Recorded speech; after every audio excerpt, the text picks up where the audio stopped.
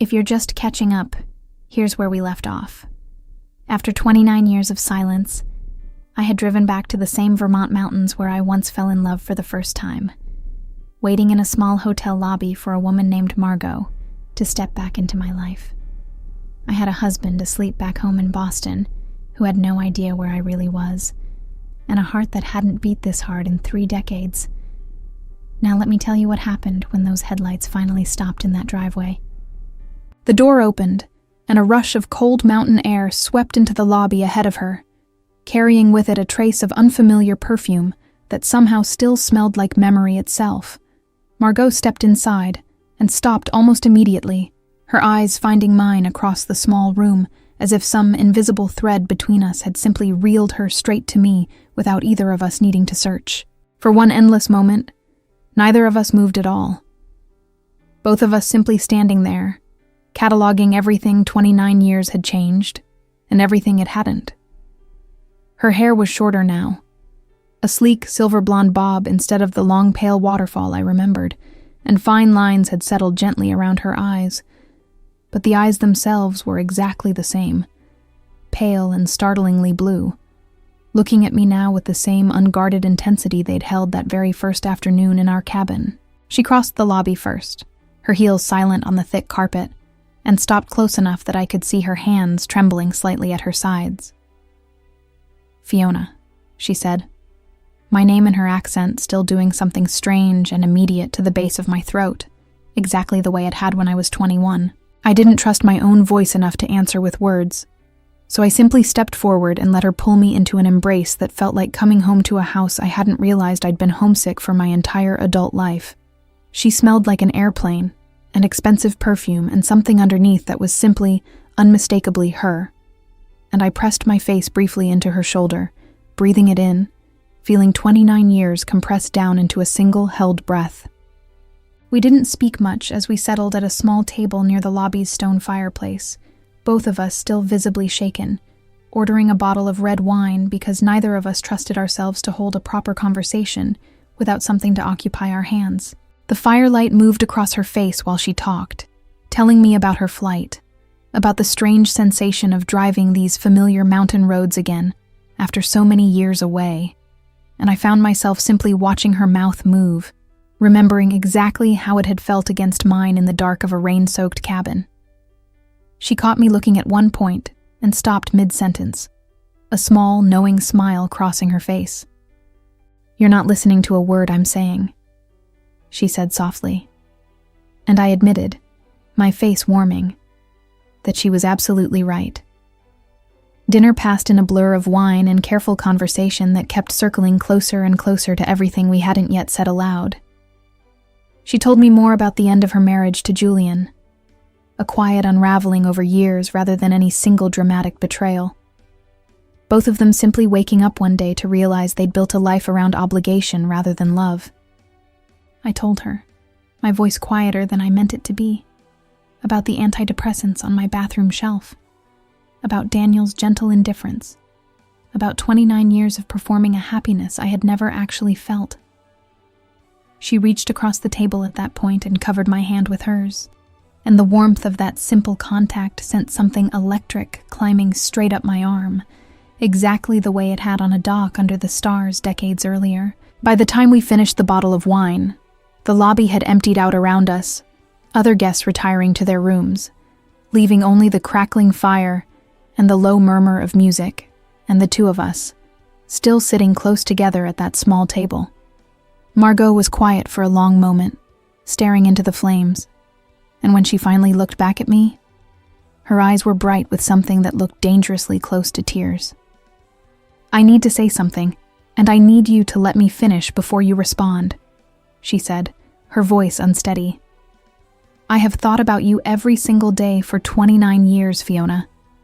Not sometimes, not occasionally, every day. And I am so tired of pretending that isn't true." I felt my own eyes fill instantly, my chest tightening with a feeling too large to hold inside my body. "I've done the same thing," I whispered back, my voice breaking on the words. "Every single day." I just never had the courage to say it out loud until now. She reached up then and brushed a tear from my cheek with the pad of her thumb, her hand lingering against my face, exactly the way it had lingered once before in a storm-darkened cabin, and something in the small remaining distance between us simply dissolved completely. We stood up from the table at the same moment, as if choreographed, and she took my hand and led me toward the empty lobby near the base of the staircase, where the firelight barely reached, and no one else remained to see us.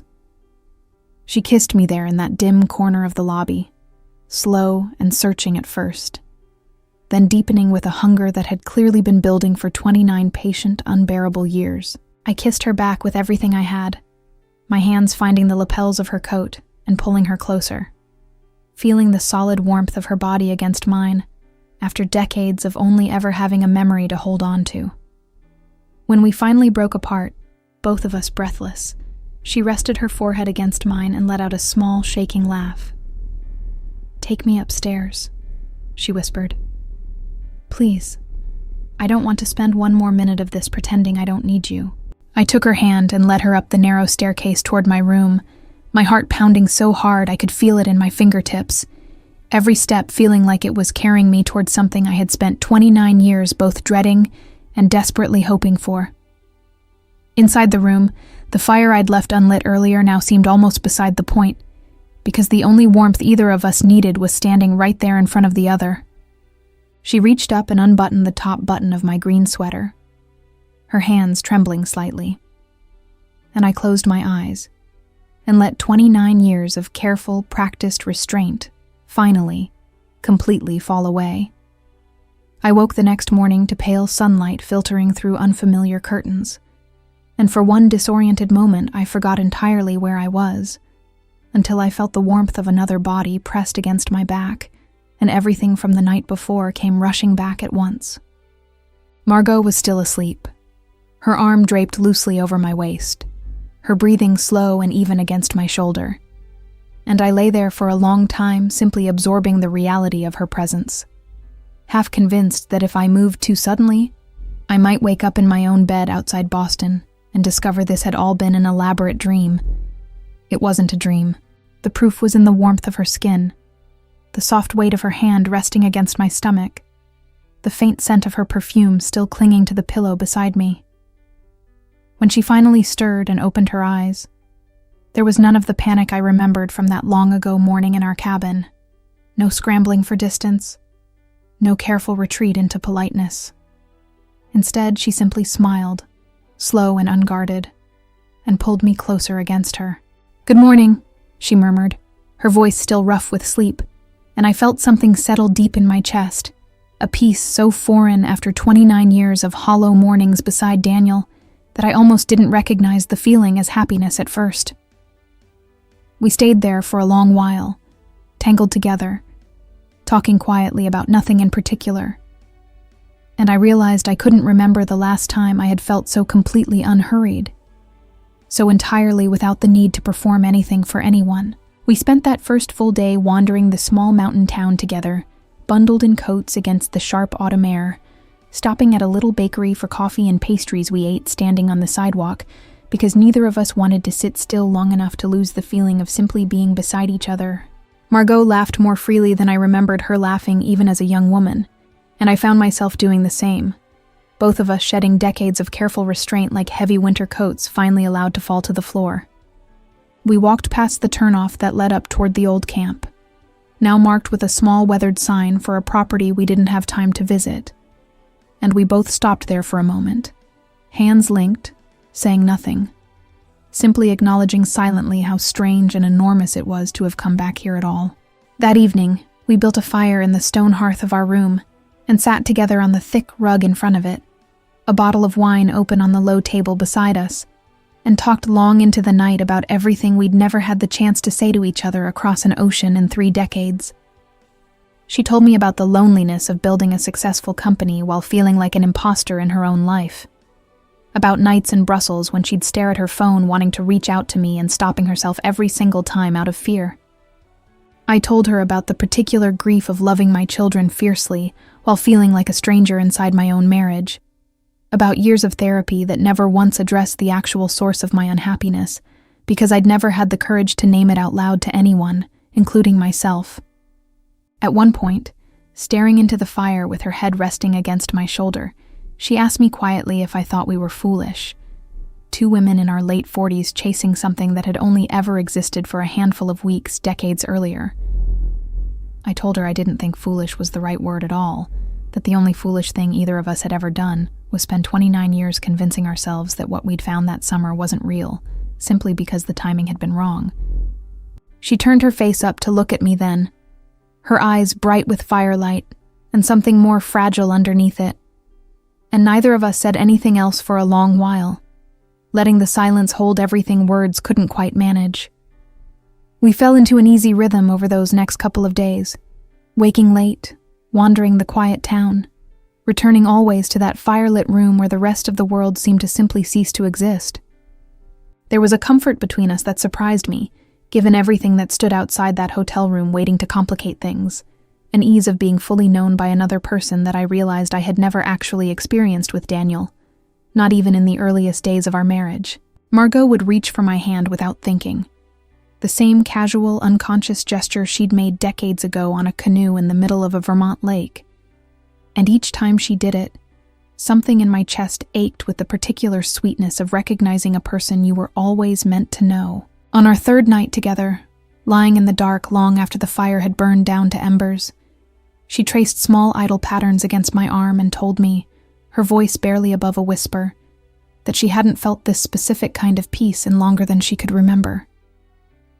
"I keep waiting for the guilt to catch up with me," she admitted quietly. "For some part of me to feel like this is wrong. But it doesn't feel wrong at all, Fiona. It feels like the only true thing I've done in years." I told her I felt exactly the same way, that the guilt I'd expected to feel simply hadn't arrived, replaced instead by a clarity I hadn't experienced since I was 21 years old, and sitting beside her on a dock beneath more stars than either of us had ever seen. We didn't talk about what would happen when this weekend ended, both of us silently agreeing, the way we had decades earlier, to simply exist inside the present, without examining its expiration date too closely. But even as I lay there wrapped in the particular contentment of her arms, some small, honest part of me understood that this fragile bubble couldn't hold forever, that somewhere back in Boston a phone was eventually going to ring, and that whatever peace I'd found in this firelit room was going to have to survive contact with the rest of my actual life. I pushed that thought away as best I could, choosing instead to memorize the exact weight of her hand resting against my chest, the exact sound of her breathing slowing into sleep beside me, treasuring it the way you treasure anything you already suspect you might not get to keep. It happened on our fourth morning together, while Margaux was still asleep, and I'd slipped out to the small kitchenette in our room to make coffee, moving quietly so as not to wake her. My phone buzzed against the counter, the screen lighting up with Daniel's name, and I felt my whole body go rigid at the sound, guilt crashing over me so suddenly and completely that I nearly dropped the mug I was holding. I glanced back toward the bedroom, saw that Margaux hadn't stirred, and answered in a hushed voice, stepping further into the small kitchenette as though putting a few extra feet of distance between us might somehow protect this fragile world I'd built. Daniel's voice was easy and unconcerned, asking how my visit with my old friend was going, mentioning something about our son's upcoming visit, completely unaware that the woman he was casually chatting with had spent the last 4 nights in another woman's arms less than 20 feet away. I answered in the flattest, most normal voice I could manage, my heart hammering the entire time, terrified that Margaux might wake and hear this ordinary, domestic conversation happening in a hushed whisper just outside her door. When I finally hung up, I stood there for a long moment with the phone still warm in my hand, feeling like 2 entirely separate women occupying the same trembling body. I turned around and found Margaux standing in the bedroom doorway, wrapped in the hotel robe, watching me with an expression I hadn't seen on her face since that very first panicked morning after the storm 29 years earlier. "Was that him?" she asked quietly, and I nodded, unable to find any words that wouldn't sound like either a confession or a lie. She walked slowly into the kitchenette and poured herself coffee without looking at me. Her movements careful and controlled in a way that told me exactly how much effort it was taking her to stay calm. "Does he suspect anything?" she asked finally. And I told her no, that he trusted me completely, and I watched something flicker across her face that looked uncomfortably close to pain. We sat down at the small table by the window, the mountain view outside gray and overcast, matching the sudden shift in the air between us. Margaux wrapped both hands around her coffee mug, staring down into it rather than at me. And when she finally spoke again, her voice had gone very quiet and very careful. "I need to ask you something, and I need you to actually answer me, not just comfort me," she said. "Are you planning to leave him? Because I can't keep doing this if this is only ever going to be a few stolen days every couple of years, Fiona. I'm too old, and I've spent too much of my life already living inside a lie." I opened my mouth to answer, and found absolutely nothing there. No honest response I was ready to give voice to, because the truth was I genuinely didn't know, and admitting that felt like a betrayal of everything we'd built over these last 4 days. "I don't know," I finally said, my voice barely above a whisper, and I watched her face carefully rearrange itself into something more guarded, more distant. The elegant composure she must have spent decades perfecting in boardrooms sliding back into place like armor. "I have children, Margaux. Grandchildren coming eventually. A whole life built around people who depend on me." Each word felt like a small betrayal, even as I said it, because everything I was describing sounded like a cage even to my own ears. "I understand having a life," she said, her voice tight now, controlled in a way that frightened me more than if she'd simply raised it in anger. "I had one too, remember? I gave up 29 years to a marriage that never once made me feel the way these 4 days have made me feel. I'm not asking you to blow up your entire life overnight.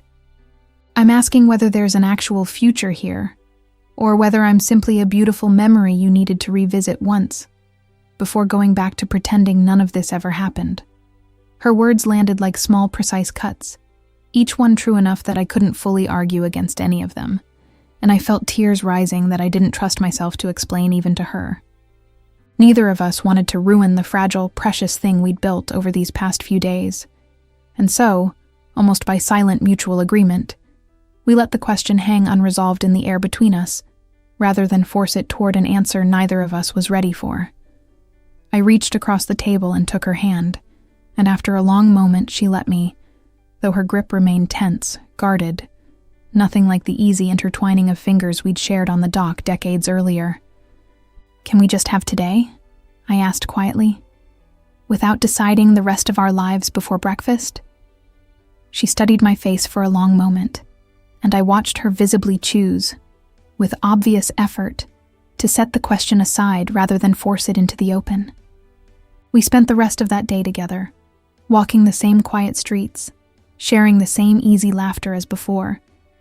But something had shifted subtly beneath the surface, a current of unresolved tension running underneath every touch and every glance. I caught her looking at me sometimes with an expression I couldn't quite name, somewhere between hope and quiet, resigned grief, as if some part of her had already begun preparing for the answer she suspected I wasn't brave enough to give. I told myself we still had time, that this fragile bubble could hold just a little longer, that I didn't need to solve 29 years of accumulated cowardice before our remaining hours together ran out. I didn't yet understand how badly that particular kind of avoidance was about to cost both of us. Our last morning together arrived with a thin, cold rain streaking down the window, the kind of gray Vermont weather that seemed to understand exactly what was coming even before we did.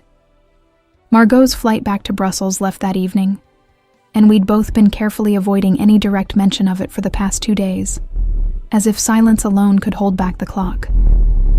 I packed my own bag slowly, folding clothes I didn't remember taking off, watching her from the corner of my eye as she moved around the room with a controlled, careful precision that told me she was holding herself together through sheer force of will. We had breakfast downstairs in near silence, picking at pastries neither of us had much appetite for, both of us aware that every small, ordinary action, pouring coffee, buttering toast, was quietly ticking down toward a goodbye neither of us had prepared for properly. I reached for her hand across the table at one point, and she let me take it. But her fingers felt different than they had those first few days.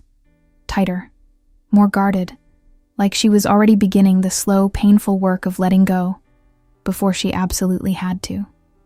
Neither of us spoke about Daniel again, about the unanswered question still hanging heavy in the air between us since 2 mornings before, though I could see it sitting there behind her eyes every time she looked at me. We drove back up toward the old campground that afternoon, an unspoken decision that felt necessary somehow, a chance to stand once more at the place where all of this had actually begun, before she had to board a plane and cross an ocean back into her own separate life.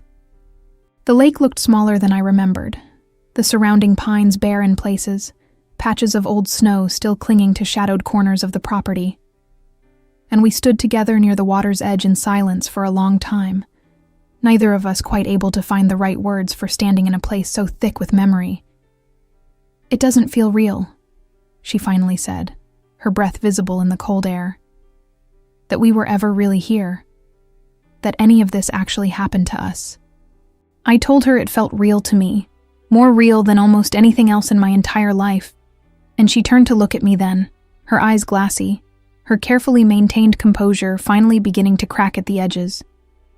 We walked slowly along the shoreline, retracing a path our younger selves had once walked without any idea what waited for them. And somewhere near the old dock, weathered now and clearly rebuilt at least once over the decades, she finally stopped walking altogether and turned to face me fully. "I need to say this before I get on that plane," she said, her voice already unsteady, "because I don't think I can carry it silently for another 29 years. I stood very still, my heart climbing into my throat, watching her visibly gather the courage for whatever was coming next. "I love you, Fiona," she said, the words breaking slightly as she spoke them, tears finally spilling freely down her face, despite her obvious effort to hold them back. "I have loved you since I was 21 years old, and I think some stupid, stubborn part of me has been waiting 29 years for a chance to say it properly. This weekend wasn't closure. I think I hoped it would be, but it isn't. It's only confirmed what I've known my entire adult life, that I made the biggest mistake of my existence letting you go without fighting for you, without fighting for us, all those years ago." I opened my mouth to respond, my own eyes flooding, but she shook her head gently, asking me without words to simply let her finish. "I'm not asking you to choose right now, standing here in the cold with a flight to catch," she continued, wiping at her face with the back of her hand. "I know that isn't fair to ask of you, but I needed you to know clearly, without any confusion left between us, exactly what this weekend has meant to me. It's meant everything. It's meant admitting a truth I spent 3 decades running from." Her voice cracked completely on the last few words, and she pressed her lips together hard, visibly fighting to hold herself upright under the weight of what she'd just said aloud. I reached for her, but she stepped back slightly, shaking her head again, tears streaming freely now. "If I let you hold me right now, I don't think I'll be able to get on that plane," she admitted, her voice raw. "And I have to. I have a life waiting for me too, one I haven't figured out how to untangle any more than you have yours. But I couldn't leave without you knowing the truth, even if the truth doesn't change anything for either of us." She looked at me for one long, final moment, memorizing my face the same unguarded way I was memorizing hers, and then she turned and began walking quickly back toward the parking area, her shoulders shaking with barely contained sobs. I stood frozen at the edge of that lake for a long time after her car had already disappeared down the gravel road, the cold rain soaking slowly through my coat, her final words echoing over and over in my mind, until I could hardly separate them from the sound of the wind moving through the bare trees. 29 years ago, we had stood somewhere near this exact spot and made a promise neither of us had known how to keep. Now she was gone again, crossing an ocean back toward a life without me, and I was left standing alone at the edge of the same lake, holding an unanswered question so enormous it felt like it might actually break me in half. I had absolutely no idea, standing there in the freezing rain, Whether I had just witnessed the end of the only real love I'd ever known, or whether some far greater reckoning was still waiting for me somewhere down the road, I hadn't yet found the courage to take. The drive back to Boston took nearly 5 hours, though I couldn't have told you a single detail about the road afterward, my mind replaying Margaux's tearful confession on an endless, agonizing loop the entire way home. I pulled into my own driveway just after dark and sat there in the car for a long time before going inside, staring at the warm-lit windows of a house that suddenly felt like it belonged to someone else's life entirely. Daniel greeted me with an easy hug and a question about traffic, completely unaware that his wife had spent the last 5 days falling completely and irreversibly in love with someone else. And I hugged him back, feeling like a stranger wearing my own familiar skin. That first night home, I lay awake long after Daniel had fallen asleep, my phone gripped tightly in my hand, composing message after message to Margaux and deleting every single one before sending it. I wanted to tell her that I was terrified, but that I hadn't stopped thinking about her declaration for even a single moment of the drive home. I wanted to ask her what happened next, what any of this actually meant for either of our real, complicated, entangled lives. Around 2 a.m, unable to bear the silence any longer, I finally sent something simple and honest, just 3 words that felt like the truest thing I'd said in days. I love you too. The message sat there unread for hours, then still unread the following morning, and by that evening, a cold dread had begun settling into my stomach that had nothing to do with guilt and everything to do with fear. I tried calling, and the call didn't even ring through properly, cutting off after a single strange tone I didn't recognize. I opened her profile with trembling hands and found, instead of her familiar photo and updates, a blank gray icon and a message informing me the content wasn't available. She had blocked me, completely, deliberately, and without a single word of explanation. I sat on the edge of my bathtub for nearly an hour that evening, staring at that blank gray screen, trying to understand what I had done to deserve such sudden, total silence after everything we'd just shared. It slowly dawned on me in painful, humiliating waves that my own hesitation at the lake, my inability to answer her most basic question about our future, had likely been exactly the confirmation she needed that I would always choose safety over her, the same way I apparently had 29 years earlier. She hadn't blocked me out of anger, I realized eventually. She'd blocked me out of self-preservation, protecting herself from another decade of loving someone who couldn't bring herself to choose. The weeks that followed were worse than any depression I'd experienced in all my years of quietly managing my unhappiness with small orange pills and careful denial. I moved through my days like someone underwater, going through the motions of grocery shopping and dinner parties and school pickups for my grandchildren, smiling in all the appropriate places, while feeling almost nothing at all beneath the performance. Daniel noticed something was wrong eventually, asking gently if my old friend's visit had upset me somehow, and I told him I was simply tired, another small lie added to a foundation already riddled with them. I stopped sleeping properly, lying awake most nights replaying every single moment at the lake, every unanswered question, every place I could have simply told her the truth instead of asking for more time we apparently didn't have. I increased my dosage of antidepressants without telling my doctor, desperate for some relief from a grief that felt somehow larger and more devastating than anything I'd carried in all my previous decades of quiet unhappiness. Because this grief was different. This wasn't the ambient, familiar hollowness of an unfulfilling marriage. This was the specific, sharp agony of having finally touched real happiness and then watching myself lose it through nothing but my own cowardice. I understood, with a clarity that made everything worse rather than better, exactly what I had done wrong.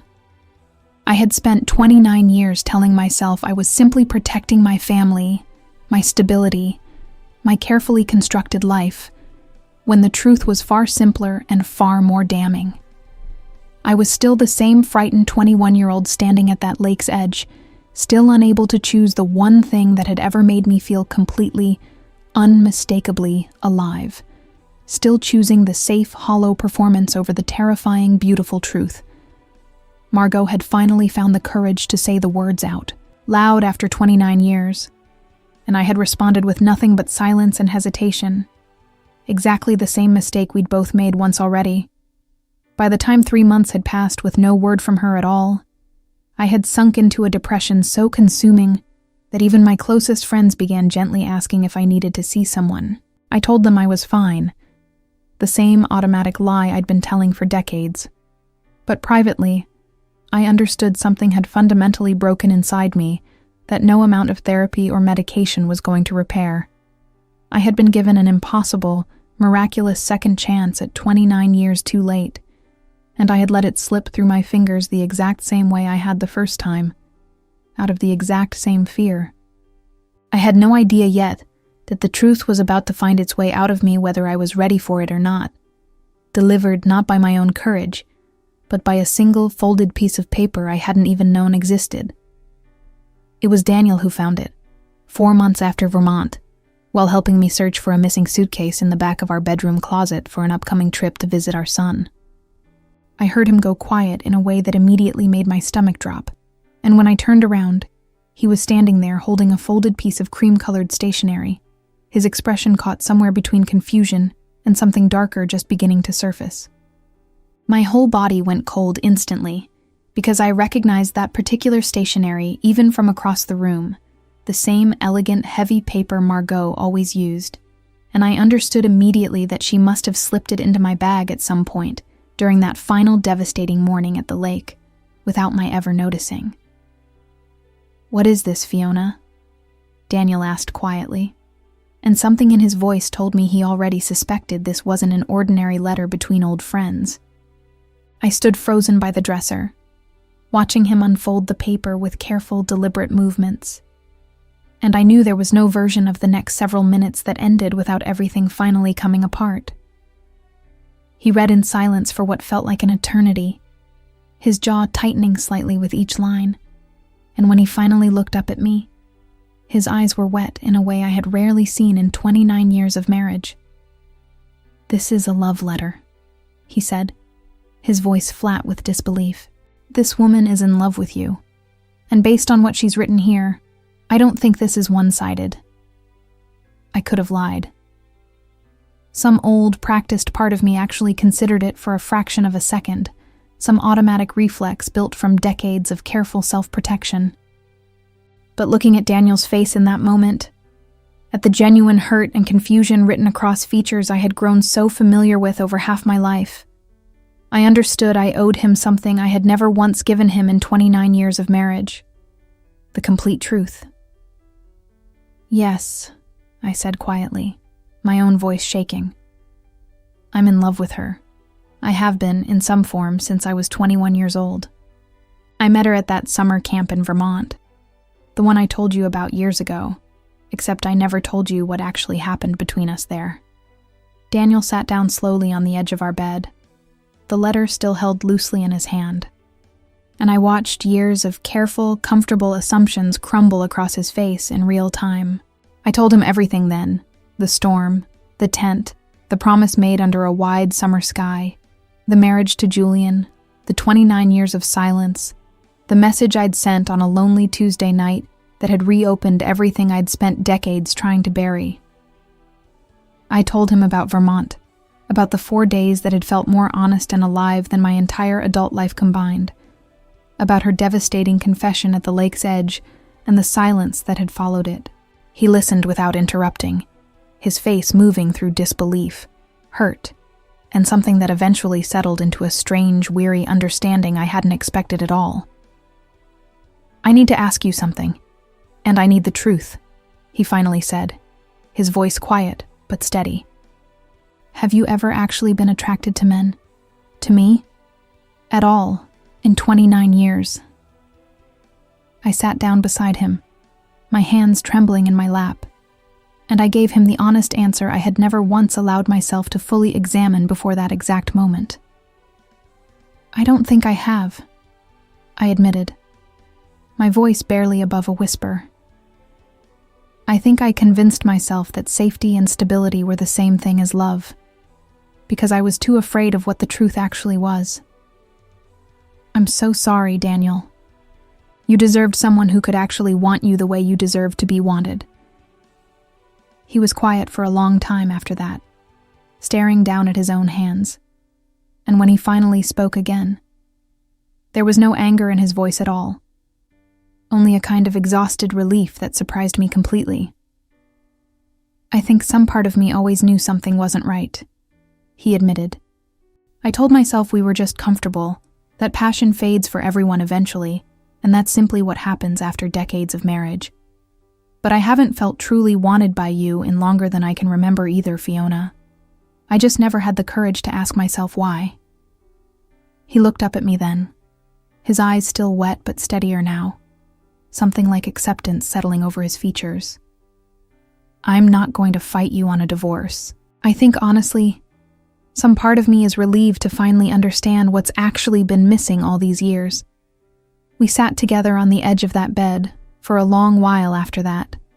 Two people who had built an entire life together without ever quite building an honest one. Both of us grieving something real, even as we recognized its ending as necessary. There was no shouting, no dramatic accusations, only a quiet mutual exhaustion. The particular grief of two decent people who had simply spent decades trying to force a shape that had never actually fit either of them. When he finally left the room, letter still in hand, he paused at the door and looked back at me with an expression I couldn't fully read. "I hope you find whatever it is you've been missing all these years," he said quietly.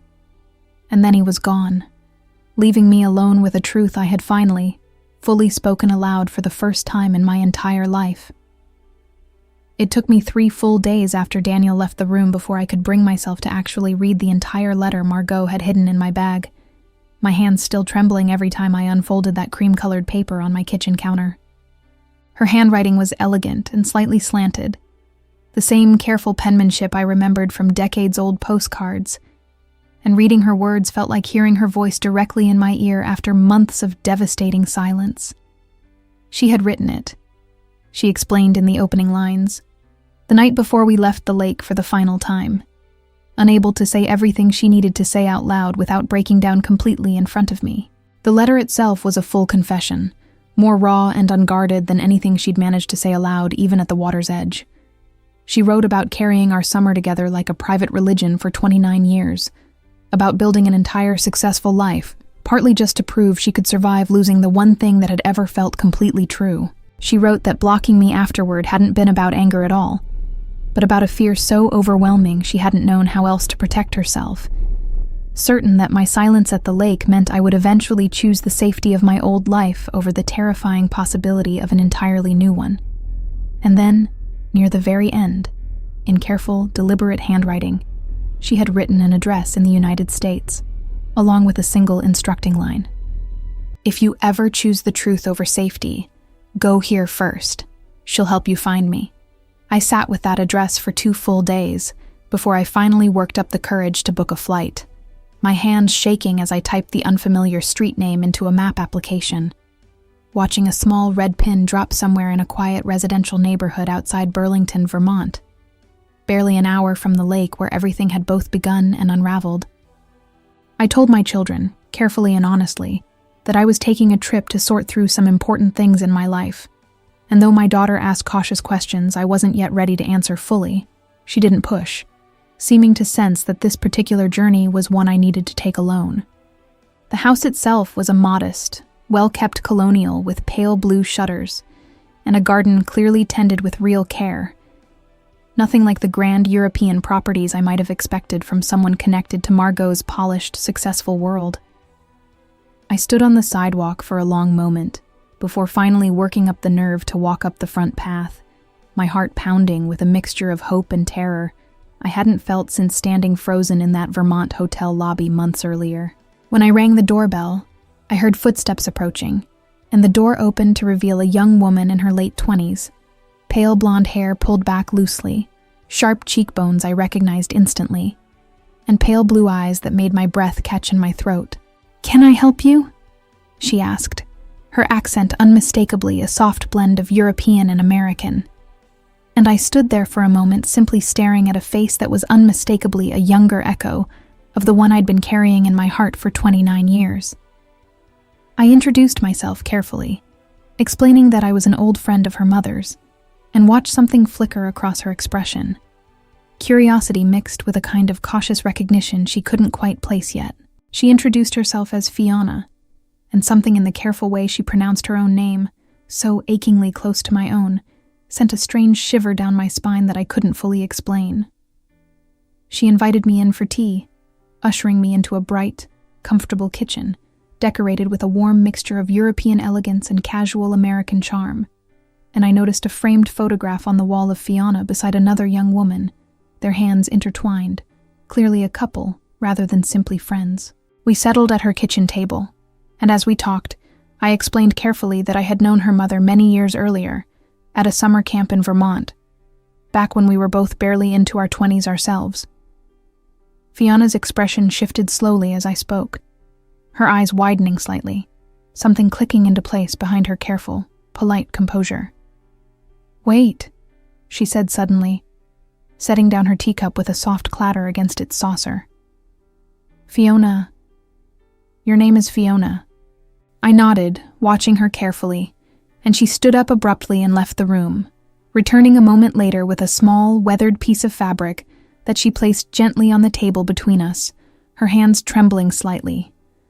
It was a scarf, faded green, the fabric soft and worn from decades of careful keeping, and I recognized it instantly, my own hand flying to my mouth as tears sprang immediately to my eyes. It was mine. I had lost it, or thought I had, during that very last week at camp all those years ago. "My mother has kept this since before I was even born," Fiona said quietly, her own eyes filling now, watching my reaction with dawning understanding. "She told me once when I was maybe 16, about a woman she'd loved when she was young, someone she'd lost touch with and spent years quietly trying to find again, never successfully. She never told me the name. She said it hurt too much to say it out loud." Fiona reached across the table and gently touched the edge of the scarf, her fingers trembling slightly. "She always said this scarf belonged to the most extraordinary person she'd ever known. I think, without either of us fully realizing it until right now, that person has been sitting in my kitchen this entire afternoon." We were still sitting at that kitchen table, the old green scarf resting between us like a small, impossible miracle, when I heard the front door open and a set of familiar footsteps pause in the hallway. Fiona looked toward the sound, then back at me, a slow, astonished smile spreading across her face. "Mom's home early," she said softly, standing up just as Margaux appeared in the kitchen doorway, keys still in her hand, her expression shifting from ordinary weariness to complete frozen shock the instant her eyes found mine across the room. Neither of us moved for a long moment, the same way we hadn't moved that first night in the hotel lobby. 29 years and 4 months of longing compressed into one suspended, disbelieving breath. "Fiona," she finally whispered, her keys slipping from her fingers and clattering unnoticed to the floor. I stood up slowly, my own eyes already blurring with tears, and told her the only thing that mattered in that moment. The truth I had finally found the courage to speak aloud to everyone who needed to hear it. "I read your letter," I said. "I told Daniel everything. I'm getting divorced, Margaux. I'm not running from this anymore. I'm not running from you." She crossed the kitchen in 3 quick steps and pulled me into her arms so fiercely I nearly lost my footing, both of us crying openly now. Decades of fear and hesitation finally dissolving into something that felt, for the first time in either of our lives, completely uncomplicated. "I'm yours," I whispered against her shoulder, over and over, as if repeating it might make up for all the years I hadn't said it. "I'm free now. I'm free to actually live the life I should have chosen 30 years ago." She pulled back just enough to look at my face, her hands cupping my cheeks the exact same way they had in a storm-darkened cabin so many years before, and kissed me slowly, deliberately, like someone finally allowed to stop waiting. Fiona, watching quietly from across the kitchen with tears of her own streaming freely down her face, simply smiled and slipped out to give us privacy, leaving us standing there in that warm, sunlit kitchen, holding each other like 2 people who had finally stopped drowning. We talked for hours that evening, untangling every remaining fear, every unanswered question from the lake's edge months earlier. And this time, neither of us needed to hide behind hesitation or careful half-truths. There was no more clock counting down toward a flight, no more oceans or engagements or marriages standing between us. There was only the quiet, astonishing relief of two women finally choosing each other, 30 years too late by some measures, and exactly on time by every measure that actually mattered. The following months brought their own difficult work, the slow, careful process of untangling old lives to make room for a new one.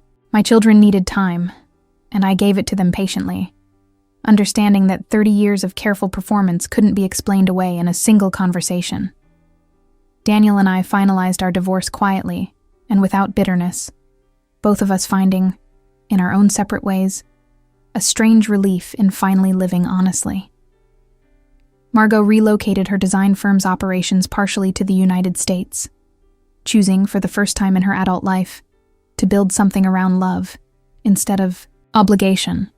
A year to the day after that first message I'd sent trembling in the dark of my own bathroom, Margaux and I stood together at the edge of that same Vermont lake, surrounded by our children, by Fiona and her partner, by the handful of old friends who had somehow found their way back into our lives once we'd stopped hiding who we actually were. The camp itself had changed considerably over 3 decades, new cabins replacing the old ones, but the lake remained exactly as I remembered it.